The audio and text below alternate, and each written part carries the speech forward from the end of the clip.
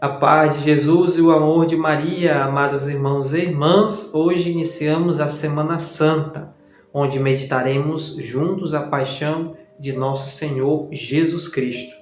E o Evangelho de hoje nos narra Jesus entrando em Jerusalém, onde aquelas pessoas gritavam fervorosos, hosana ao filho de Davi, bendito que vem em nome do Senhor, hoje domingo de Ramos. E a Santa Liturgia hoje nos oferece dois evangelhos, que vai nos narrar Jesus entrando em Jerusalém antes da procissão de Ramos e durante a missa vai nos narrar a paixão de nosso Senhor Jesus Cristo, que será todo o capítulo 15 do Evangelho de Marcos, um evangelho que vai nos narrar justamente a paixão de Jesus. Mas o evangelho que nos narra Jesus entrando em Jerusalém, Jesus sendo recebido pelaquela multidão com júbilo, com festa, no Evangelho de Marcos, no capítulo 11, dos versículos de 1 ao 10. Marcos, capítulo 11, dos versículos 1 ao 10, vai nos dizer assim: Ao se aproximar de Jerusalém, diante de Betfagé e de Betânia, perto do Monte das Oliveiras, enviou 2 dos seus discípulos, dizendo-lhes: Ide ao povoado que está à vossa frente. Entrando nele, encontrareis imediatamente um jumentinho amarrado, que ninguém montou ainda. Soltai-o e trazei-o. E se alguém vos disser: Por que fazeis isso? Dizei: O Senhor precisa dele, e logo o mandará de volta. Foram e acharam o jumentinho amarrado na rua, junto a uma porta, e o soltaram. Alguns do que ali se encontravam disseram: Por que soltais o jumentinho? Responderam como Jesus havia dito, e eles o deixaram partir. Levaram a Jesus o jumentinho, sobre o qual puseram suas vestes, e ele o montou. Muitos estenderam as vestes pelo caminho, outros puseram ramos que haviam apanhado nos campos. Os que iam à frente dele, os que o seguiam, aclamavam: Hosana, bendito que vem em nome do Senhor. Bendito o reino que vem do nosso pai Davi. Hosana no mais alto dos céus. Hosana no mais alto dos céus. O Evangelho nos narra Jesus entrando em Jerusalém, sendo recebido com festa, com júbilo. Mas é interessante a gente entender um pouco melhor o Evangelho. O Evangelho nos dá alguns elementos muito importantes. O Evangelho vai nos apresentar a figura do jumentinho. O jumentinho, que é um animal simples. Normalmente, os grandes reis, os grandes poderosos da época, vinham montado a cavalo com todo o seu exército, com todo o clamor. E Jesus, que é rei, Jesus entra em Jerusalém montado no jumentinho, ou seja, com esse gesto de simplicidade. E é por isso que ele manda os discípulos encontrar esse jumentinho para trazer. E Jesus entra lá em Jerusalém. E a população, aquela gente gritava: Hosana, bendito que vem em nome do Senhor, bendito o reino que vem do nosso pai Davi. Mas aquelas pessoas pensavam no reino de Jesus não como um reino que Jesus anunciava, um reino celeste, um reino do céu, mas as pessoas pensavam no reino político, porque queriam se livrar do Império Romano, e aquelas pessoas imaginavam que Jesus seria esse líder político. E é por isso que essas pessoas gritavam fervorosos: Bendito nosso rei, ele que vem lutar contra o exército romano, é ele que vai nos livrar das amarras desse exército, das amarras do Império Romano. Mas Jesus, ele não é um rei político. Jesus, ele não é um rei político. E as pessoas não entendiam isso. As pessoas pensavam que é justamente isso, puramente política. Mas não, Jesus veio para nos salvar, para nos redimir dos nossos pecados. E é por isso que aquelas pessoas que na entrada de Jerusalém gritavam: Hosana, bendito que vem em nome do Senhor, bendito o reino que vem do nosso pai Davi, são as mesmas pessoas que depois gritarão. Importante dizer também que essas pessoas foram influenciadas pelo chefe das leis, os sacerdotes, os escribas, para que depois gritassem: crucifica-o, crucificam. aquelas pessoas que gritavam: Hosana, bendito que vem em nome do Senhor. As mesmas pessoas depois gritaram: crucifica-o, crucifica-o. E é interessante que na narração da paixão de Jesus, no capítulo 15 do Evangelho de Marcos, que depois você pode ler com calma, a narração é todo o capítulo 15, é um capítulo muito extenso, mas Jesus, na sua conversa com Pilatos, e Pilatos pergunta, Pilatos então interrogou: és tu o rei dos judeus? Respondeu Jesus: tu o dizes. E o chefe dos sacerdotes acusavam de muitas coisas. Pilatos o interrogou de novo: nada respondes? Vede quanto te acusam. Jesus, porém, nada respondeu. De sorte que Pilatos ficou impressionado. Pilatos ficou impressionado com Jesus. E Pilatos pergunta: tu és rei? Tu és rei? Jesus não respondeu nada. Tu o dizes. Então, diante daquela situação, Jesus diante de Pilatos, era comum naquela época que soltassem os prisioneiros, e Pilatos tinha ali alguns prisioneiros. E aí aparece na narração do Evangelho um prisioneiro chamado Barrabás. Barrabás que havia cometido homicídio, ou seja, Barrabás havia assassinado pessoas e foi preso por causa disso. Mas, diante daquela situação, diante da inveja, diante do ódio que tinham por Jesus, que o próprio Evangelho vai nos dizer, lá no versículo 10, porque ele sabia, ou seja, Pilatos sabia, com efeito que o chefe dos sacerdotes o tinham entregado Jesus por inveja. E a partir daí, Pilatos apresenta ali que era uma tradição do Império Romano libertar um prisioneiro. Eles tinham 2 prisioneiros, Barrabás e Jesus. Barrabás assassino, Jesus inocente. E aí Pilatos leva para a multidão, e a multidão escolhe Barrabás.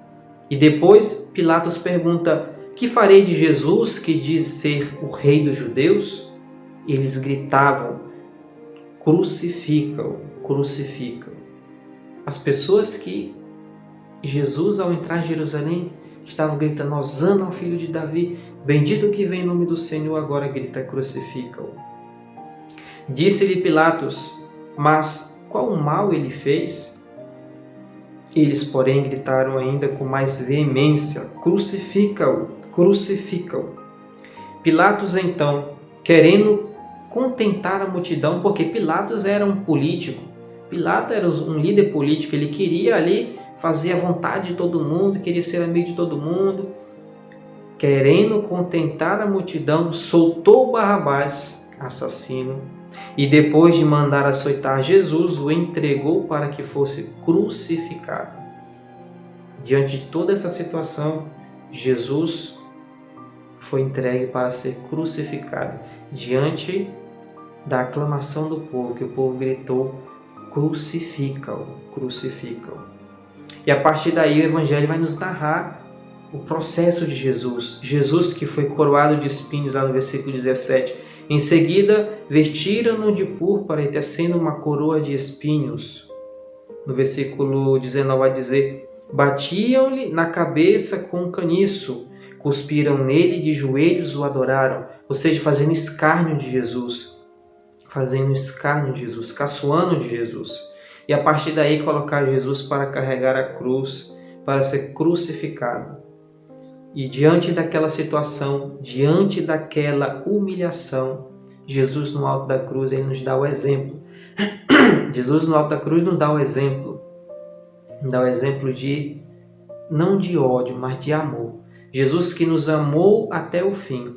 Jesus que no alto da cruz, ele pediu perdão. Ele pediu perdão por aqueles que o estavam condenando, por aqueles que o estavam crucificando. Pai, perdoa-lhes porque eles não sabem o que fazem. É o que nós vamos, durante essa semana, meditar e ver nos evangelhos dessas passagens. No Evangelho de João, Jesus fala no Pai, perdoa-lhes porque eles não sabem o que fazem.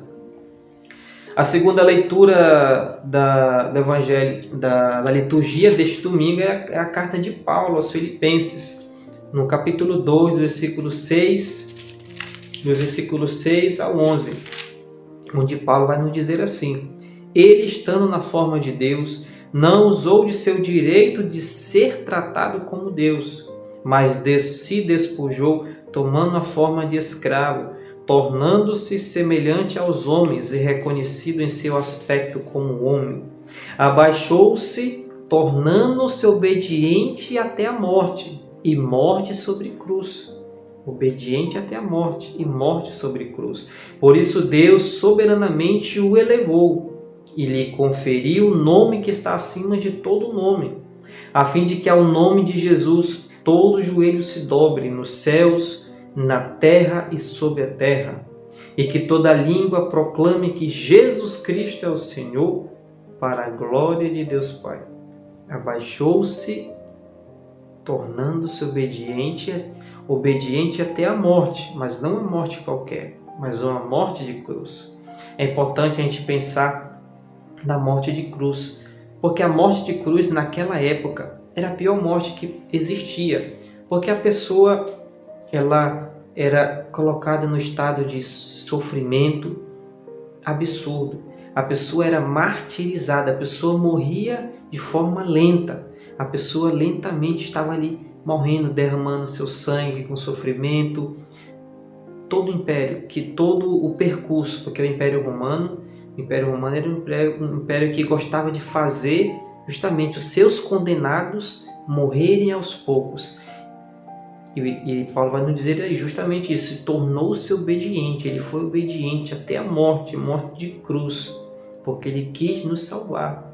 Ele quis nos salvar para que pudéssemos viver junto dele, com ele na sua glória.